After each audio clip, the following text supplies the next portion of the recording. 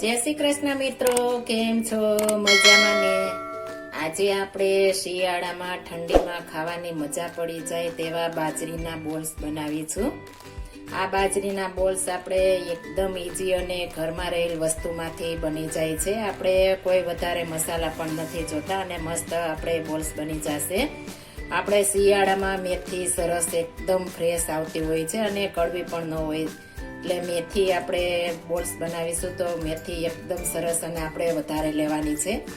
એક પણી મેં મેથી લઈ લીધી હતી અને આપણે રફલી કટ કરી છે, એકદમ ઝીણી કટ નથી કરવાની. અને અડધી પણી આપણે ધાણા ભાજી લીધા છે, તે પણ આપણે રફલી કટ કરી લીધા છે.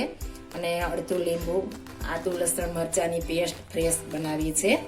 અને એક વાટકો આપણે બાજરાનો લોટ લીધો છે અને નાની વાટકી આપણે ચણાનો લોટ અને નાની વાટકી આપણે કરકરો ભાખરીનો લોટ આવે તે લીધો છે. અને તલ લીધા છે. આ બોલ્સ તમે ગરમા ગરમ સર્વ કરશો તો ખાવા એકદમ મજા પડી જશે. અને આ નાના મોટાને બધાને ભાવશે એટલા મસ્ત અને એકદમ પોચારું જેવા આપણે બનાવીશું. હવે આ બધી વસ્તુ આપણે પહેલા સાઈડમાં મૂકી દેશું. આપણે બાજરાનો લોટ પેલા નાખી દેશું. હું આ 3 વ્યક્તિ માટે બનાવું છું. 3 વ્યક્તિ માટે પરફેક્ટ થશે. ચણાનો લોટ, ભાખરીનો લોટ ને તલ આપણે લીધા છે, તે મેથી આપણે વધારે નાખવાની છે. મેથી બોલ્સ બનાવવા છે એટલા માટે મેથી જેમ હશે વધારે તેમ મસ્ત બનશે. અને આપણે આ ધાણા ભાજી પણ એટલા મસ્ત આપણે રફલી ચોપ કરી લીધા છે. જેમ લીલોતરી હશે તેમ મસ્ત બનશે આપણે બોલ્સ. હવે આપણે આદુ લસણ મરચાંની પેસ્ટ લીધી છે તે નાખી દેશું. આપણે ફ્રેશ લેવાની છે એટલે એકદમ મસ્ત આપણે બોલ્સ બનશે. હવે આપણે મસાલા કરી લેશું. લાલ મરચું પાવડર અડધી ચમચી આપણે કાશ્મીરી લીધું છે, તીખું નથી.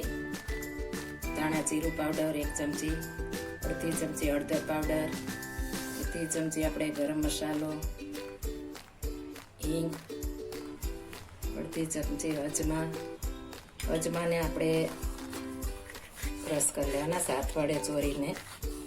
ત્યારબાદ આપણે અજમા નાખી દેશું. સ્વાદ પ્રમાણે નિમક, 1 ચમચી આપણે સાકર પાવડર લીધો છે મિશ્રી. તમે ખાંડ પણ નાખી શકો છો, ગોળ પણ નાખી શકો છો. આપણે બધા મસાલા અને ખટાશ આવશે તેને બેલેન્સ કરવા માટે આપણે ગળ પણ નાખવું જરૂરી છે. અને 2 ચપટી આપણે મીઠા સોડા આવે છે, આપણે ભજીયાના સાજીના ફૂલ તે નાખશું. તમે બેકિંગ સોડા કે ગમે તે વસ્તુ નાખી શકો છો. 2 ચમચી આપણે મૂળ નાખીશું. હવે સોડામાંથી આપણે લીંબુ નીચોવી દેશું એટલે એકદમ ફૂલી જાય. આપણે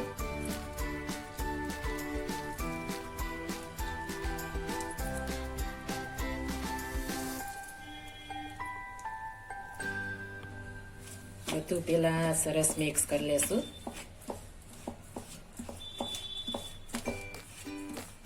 આપણે સાઈડમાં પાણી ગરમ મૂકી દેવાનું છે એટલે પાણી ગરમ થાય તો આપણે બોલ્સ તૈયાર થઈ જાય.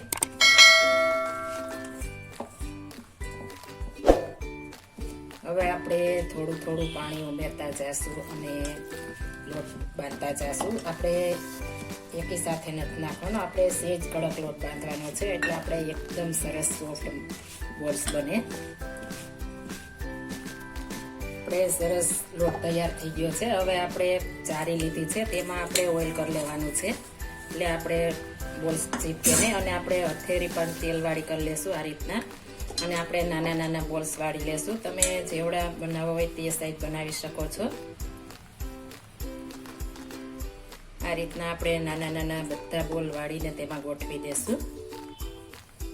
આપણે થોડી જગ્યા રાખવાની છે આ રીતના, એટલે પછી ફૂલશે તો ચીપકી જશે. એટલા માટે આપણે થોડી જગ્યા રાખીશું. તો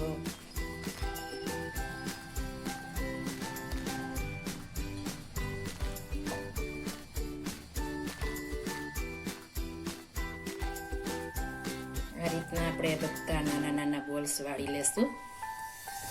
આપણે બધા બોલ્સ તૈયાર થઈ ગયા છે. હવે આપણે સ્ટીમ કરવા મૂકી દેશું. આપણે આપણે સાઈડમાં પાણી ગરમ મૂકી દીધું હતું. અંદર આપણે એક લીંબુનું છોતલું નાખ્યું છે એટલે આપણી બાઉલ બગડે નહીં એટલા માટે. અને આપણે હવે તેમાં બોલ્સ મૂકી દેશું અને કવર કરી દેશું. 15 થી 20 મિનિટ માટે આપણે ચડવા દેવાના છે.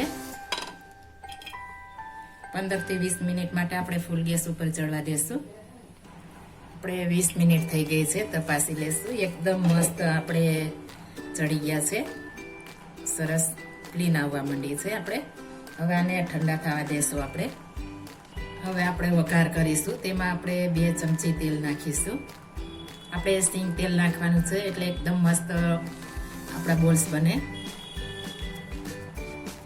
તેલ આવે એટલે 1 ચમચી રાઈ નાખીશું અને આપણે તવી લીધા છે તે નાખી દઈશું. આપણે સરસ ફૂટી ગયા છે, બોલ નાખી દઈશું અને એકદમ સરસ આપણે મિક્સ કરી લેશું.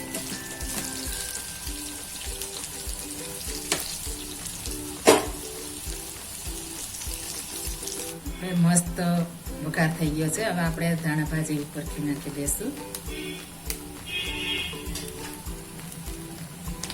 આપણે એક પ્લેટ લઈ લીધી છે. હવે આપણે સર્વ કરીશું. આ એકદમ સરસ અને મીઠા મધુરા આપણે બોલ્સ તૈયાર થઈ ગયા છે.